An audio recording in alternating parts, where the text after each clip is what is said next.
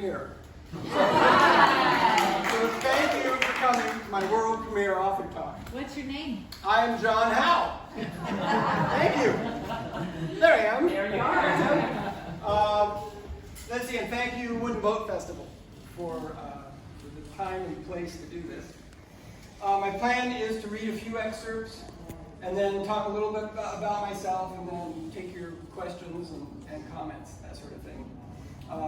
We have some copies here that are for sale. These are advanced copies, so they aren't quite the finished thing that the publisher is officially releasing on October 17th. And therefore, they're for sale at half price, that's $10. And I'm happy to sign them if anybody wants. I've also got some business cards here that will put you in touch with what my publisher told me to do. Which was to create an author website. And so this is being new to me. Everything I do, I ask the publisher, okay, what do I do now? Because I don't know anything about this. This is my first book. And then the publisher tells me what to do next. And it's been a good experience. I found a publisher in Virginia who gave me a hybrid contract. That means that I get to pay half the freight. And it's been very collaborative. I've been pleased with that. I've heard sometimes big publishers kind of take ownership and you don't get to collaborate much. And what else can I tell you before I get started? I think that's probably it. So Shanghaied is a historical fiction set in 1810 aboard a big tall ship. It's about a man stolen from his life and his struggle to return home. So he wakes up, goes to the pub the night before, and the next day wakes up in the hold of a ship out in the middle of the ocean. This wasn't too uncommon. The more I looked into it, the more it did happen. And 200 years ago, sailors were hardened men, and how they lived might offend you. Just a little warning. But you know, hopefully it's okay to wade through a little bit of offense and read their stories. My intent has been to depict their lives realistically and somewhat poetically. So that's where I get to give you a first excerpt.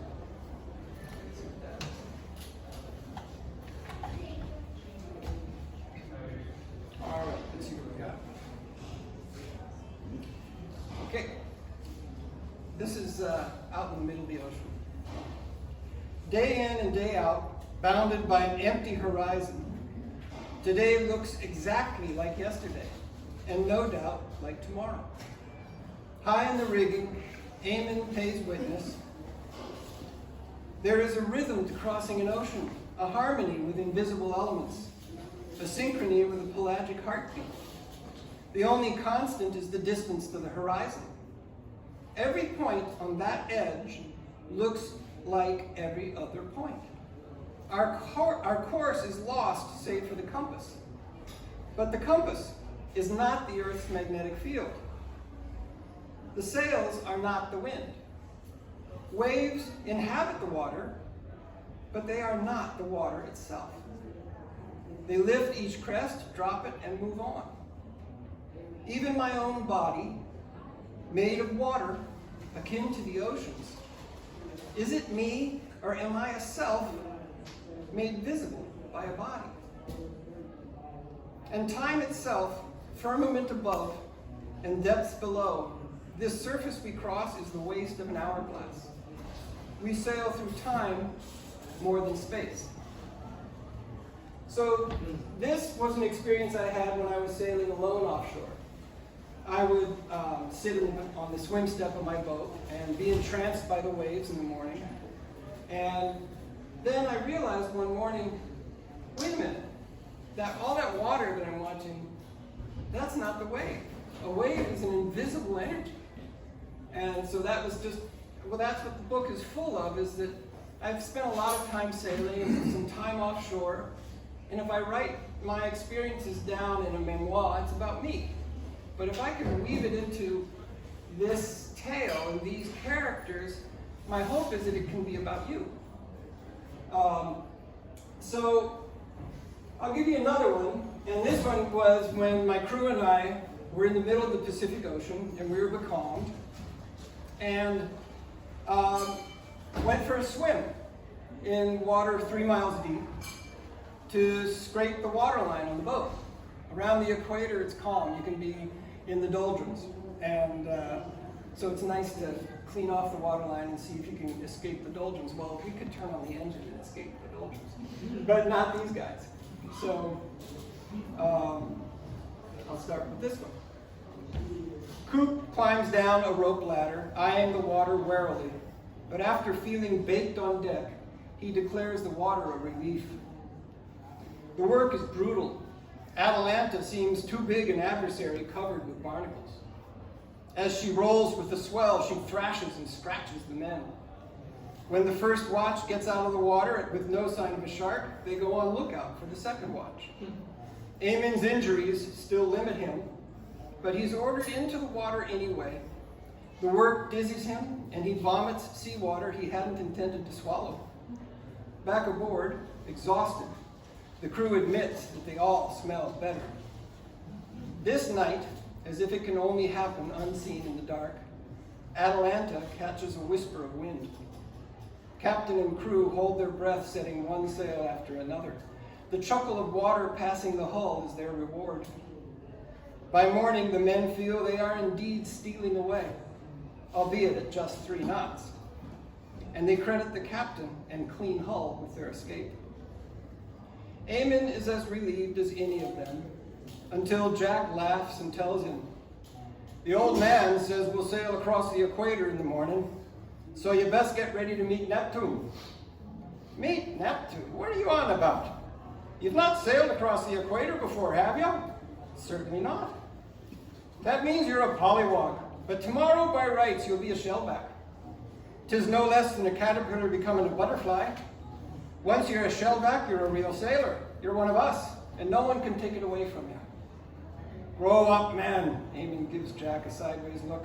"I'll never be a sailor. I don't belong here." "But you are here. Regardless of what or who you are, you're here. In the middle of the ocean, about to cross the equator. Neptune will christen even you. And you don't want to run afoul of the rest of the crew. We'll bring you and Sam and Coop into an honor we're proud of. Hell, you've sailed across an ocean. You've seen and done things no pollywog will ever see or do. Don't tarnish our standing amongst ourselves. And don't worry, I'll watch your back for you." Jack, why am I not comforted by that? So that one, I don't know if you've known, if you've gone by that, you've heard about line crossing ceremonies. And so that is followed up by a line crossing ceremony. My one regret from all my voyaging is that when I was at 2 degrees north, I did not dip south of the equator, so I'm still a pollywog. That's the way it is. In contrast to other nautical novels, this one takes place on a merchant ship. It's not a Navy ship. There are no gun battles. In fact, in this next excerpt, a distant ship has been sighted, and not knowing whether it's friend or foe, Atalanta runs from it. So let me find that one. How are we doing so far? You okay? You can hear me? All right. They might find themselves sailing for their lives in the morning, but the captain has no intention of waiting until then. If there is a chase on, the crew might as well get used to it sooner instead of later. It is dark when the second watch finishes eating. The old man calls for the royals and a new course. The captain's orders become a bond between himself and the crew, a bond he will call upon this night. He takes their blood and sweat, their fear and resentment, and invests it in an unknown future taking shape now. The crew's duties in the rigging and sails, in the smallest details, they all add up to this moment. Is Atalanta ready to be pushed to her limits? Will there be a weak link? Did someone cheat his task? The account the captain will bank upon is the ship's speed. The only sleep anyone gets this night will be on deck, hunkered against a bulwark or cabin top and between orders. There will be no sails to curl up on, since the old man intends to fly them all. When men work a ship like this, the ship becomes an extension of them. They in turn become part of the ship and its rigging. With sight less dominant in the dark, other senses take over and boundaries blur. Water rushes past, night goes on, and men grow tired. Unwitting, they transfer more of their grip from themselves to the ship and the captain's intent. They tune to details they assumed before. The decks slant, the rumble of the ship's bow wave, a sail out of trim, a line less taut. They anticipate orders, thus officers bark fewer of them, and those more quietly. When the chief mate calls for the mizzen staysail, Swede, as the sailmaker, mutters, "There's lightning out there." Jack agrees, "We'll have to strike them if we get into a squall." And so they do indeed have to strike them when their course takes them to the end of the teeth of the squall. The first gust strikes as if it is a huge fist. Even with few sails set, Atalanta staggers under the blow. How a man in the rigging can hang on is beyond Eamon. He's glad Jack led him to the windward rail. The lee rail is underwater. It looks to Eamon that the ship is capsizing. Driven rain obscures the bow from the stern and stings exposed skin, forcing men to face away. The wind tastes salty. The helmsman cannot stop the ship from rounding up closer to the wind. There's a loud crack above their heads, and some rigging goes slack while others strains more. Sails luffing so hard sound like gunfire. There are desperate shouts. Another flash of lightning burns a scene of chaos into Eamon's memory. Thunder completes the impression that this is a battle. Is the other ship firing upon them? Another flash, he sees the wave tops blowing off into mist and the rain beating flat what's left. The chief mate joins the helmsman at the wheel, and slowly the decks come back from their insane slant. Where whispers carried moments ago, shouts must be bellowed into someone's ear to be heard. All sense of time is lost. After the first rush, minutes feel like hours. The men know only the task before them, trusting it to lead to the next task more than to another dawn. A magic takes place. The ship becomes their conduit to the storm, the ocean, and their futures. Even the most callous among them has become part of something beyond himself and the ship. Near dawn, the storm's echoes sound victorious as it leaves Atalanta in its wake. In relative peace, she resumes her course. The men travel back from the storm's spell on the captain's voice. "Coop, aloft with you. See if that sail is out there yet. Take the seconds glass and don't come down until 8 bells. Aye, sir, 8 bells. All right, let's see what was I going to say after that? Oh, from these pages, I hope non-sailors will get a feeling of what being out there is like. And I hope for sailors that you will resonate with your forebears and remember what it was like out there in storms, and in this next excerpt in beauty too. Am I reading too much, or are we doing okay? Let's try it. This is about Eamon learning to climb the rigging, or it's called go aloft. True to Coop's kind words, Eamon adjusts to climbing the rigging. He muses whether the kid, waxing poetic, helped. He was right. It is stunning on high. Far from the harsh reality on deck, Eamon too could not have imagined this. Aloft, something profound within him shifts. Since awaking aboard, he has been embittered. Now, he doesn't recognize what he feels. Then he tries to deny it. The moment he beholds the beauty before him, his grip on the betrayal he suffers loosens. Of a sudden, he owns a little of this experience that wholly owns him. He hates that Atalanta carries him farther from home, away from love, away from hope. He is new to hatred so fierce. all anger and sharp, aching, relentless pain. Its intensity hollows him out. It stretches him to more than pain. It excavates a vastness inside him into which something must rush. Atop the mast, what rushes in is beauty. Confused, he's breathless as all his senses witness the scene before him. Atalanta's power as she shoulders through the waves, her sway to the wind, the whoosh and hiss of her weight, the wind in his hair, on his face, in its voice in the sails, the groan of a shroud, the taste and smell of salt air, warm sun on skin, diamonds of sunlight dancing on the water, and an impossible depth of blue when he looks down.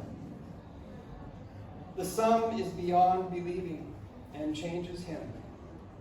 Seeing it forces him to surrender. Here is beauty unconditional and animate, pouring in through his eyes, soaking into his skin, not waiting for witness, but reaching for him, enveloping him, carrying him beyond his fortressed self. Beauty belongs to him, and he is clearly a part of it, infinitesimally small, but part. This moment will be indelible to him. He no longer knows where he belongs. He wills himself to look away, to not know that he can never return to who he was. At the masthead, Eamon is shocked to hear his own voice and the words, "Thank you."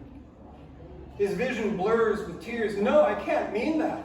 It is terrible beauty, painful joy, grief and relief, irony's sharp slap.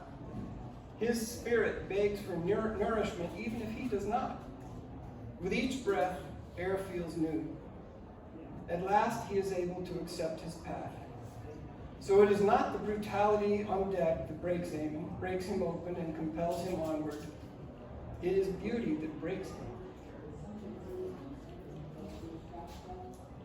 Given the circumstances that put Eamon out there, he could have wished himself blind, to never see beauty so clearly, but in staying alive, it became incumbent upon him to pay attention. Paying attention is how you keep alive out there. It took me 20,000 miles of sailing and 240 pages to explore this. If you know David White's poetry, he mastered it in a poem of 17 lines entitled, "Everything is Waiting for You." I can see sailing as an art form. Like writing, it spans history and continues to evolve. Like every art, it brings the world around us and the world inside us into focus.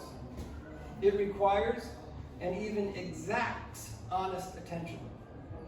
So maybe it shouldn't have surprised me that bringing this book to its conclusion consumed me, and that getting it published and out into the world is a lot of work. Once I got into it, Shanghaied seemed to take on a life of its own. As I chased my characters around the globe, I researched the history of the places they stopped. When the dialogue sounded too modern, Etymology Online schooled me that the words okay and all right didn't exist in 1810.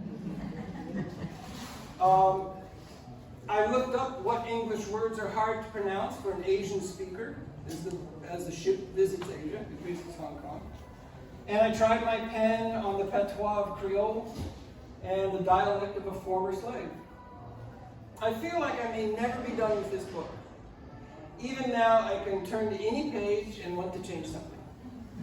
And I wonder if Shanghai may never be done with me. It started with an exercise for a writing class in 2004.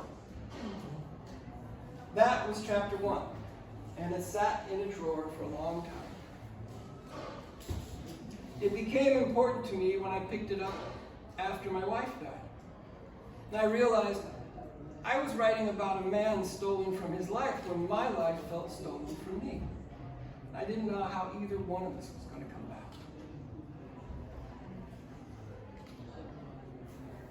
Recently, a musician friend played one of his songs for me. And me being a sailor, he offered a sailing song. But he added, "It's not about sailing." So with that, he gave me my closing remarks for my book. Unless you want one more excerpt, I can close here. Yes, no? Up, down? Extra. One more? Okay. But he gave me my closing remarks were, this is a sailing book, but it's not about sailing. The gift I probably value most from sailing is metaphor. And I can't think of a better metaphor for living than a voyage on a moving ocean. So I'll give you one last piece. See if we can find it. There we go. Oh, this will explain itself. Maybe. The ship Atalanta is stuck in a port somewhere. It's gone through some damage and it's getting fixed up. And so the captain and one of the crew are off talking to a shipyard. Let me see if I can, how long that goes.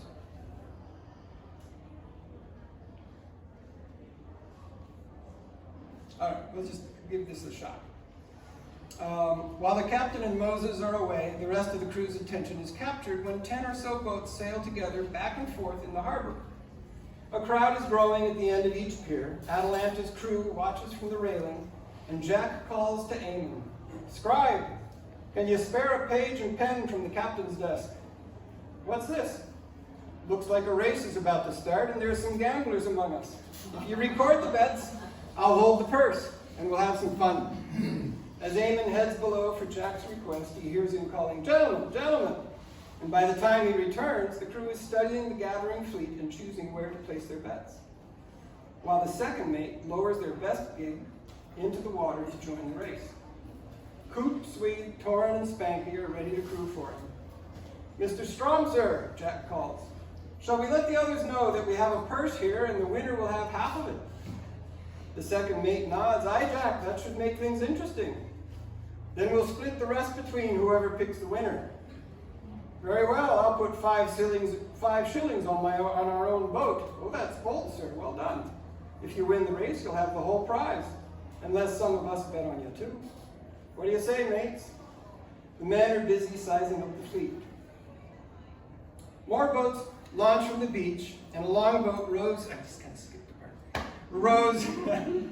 to Atalanta from Captain Parker's frigate. She draws close by, and the officer at her helm calls, "Ahoy, Atalanta! We have 10 pounds sterling that says our longboat will beat your gig to the finish." "Whoa," Jack answers. "What is the course, and where might that finish be?" "The race will be twice round, leaving the marks to larboard. Our ship will strike her bell and hoist a pennant 5 minutes before firing a cannon for the start." Jack looks at the breeze. "Are the boats to sail or row?" "There are no rules. Whichever boat gets around first wins. But we're not betting we will win, only that our boat will beat yours." "Stand by." Jack turns to his mates. "What say, men? 'Tis a bit rich for us, but if we each pitch in 4 shillings, we'll have 5 pounds on the line." This is met with grumbling remarks about the size of the Brits and the beauty of their longboat. "What about 3 apiece then?" Still he sees hesitation. "Come on, lads, for the pride of the ship. If we can get to 5 pounds, I bet I can get 2-to-1 odds from them." Jack looks to Eamon. "You haven't spent your wages yet. Can you not spare some extra?" Eamon kicks in 10 shillings into the pot. "And you, Mr. Duncan, sir, as first mate, surely you can wager more than the rest of us." Finally, Jack makes up the difference himself. He leans over the rail and shouts down to the Brits, "Your honors, I'm sad to say you're too rich for us. If we scrape together francs, dollars, and pounds, we can only wager 5 against your 10. After all, you've got an entire army aboard. 5 pounds off our backs is more than 10 off yours. It's not that we wouldn't win, because we would. But lucky for you, we can't collect more than 5. There's a pause as the ensign talks to his crew of 6. At the end of their muttering, he calls back, "We'll be happy to relieve you of your 5 pounds then." "Sir," Jack answers, "to be clear, if your boat beats ours, you'll take our 5, and if our boat beats yours, we will have your 10. "Aye, that will suit us. Are we agreed?" "Yes, sir, we are." Jack's mates all grin with him. "Very well, we will return for our winnings after the race." Cheeky son of a gun, Jack hushes to his mates.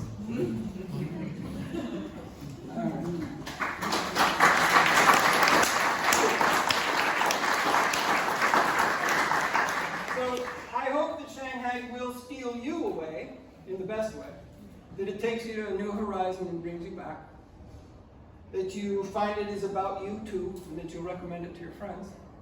And with that, if you have any questions, I think that'll do it. Artwork. Who did it? The publisher did it. He has a team of 10 people at that publishing house, and they have an artist and a designer. Is Elemental based off of any tall ship?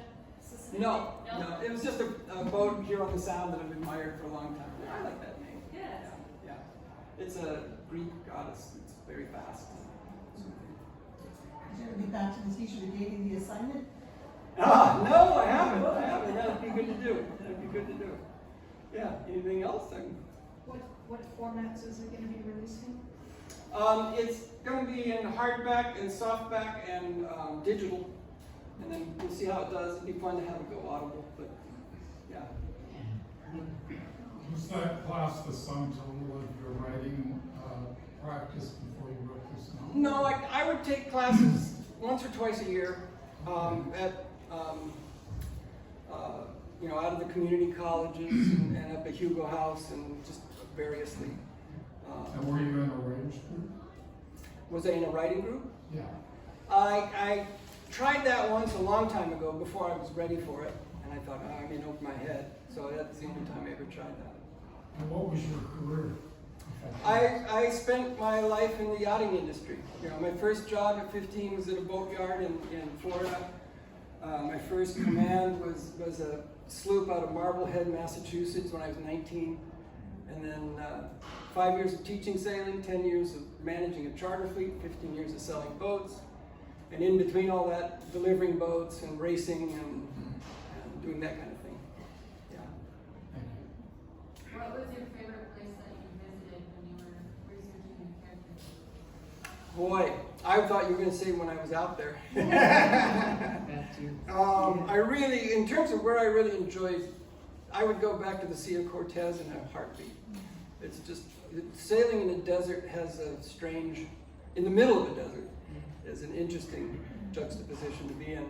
All these places, I still, when I think about it, I haven't been into the Indian Ocean at all, and it seems like there's some lovely things there.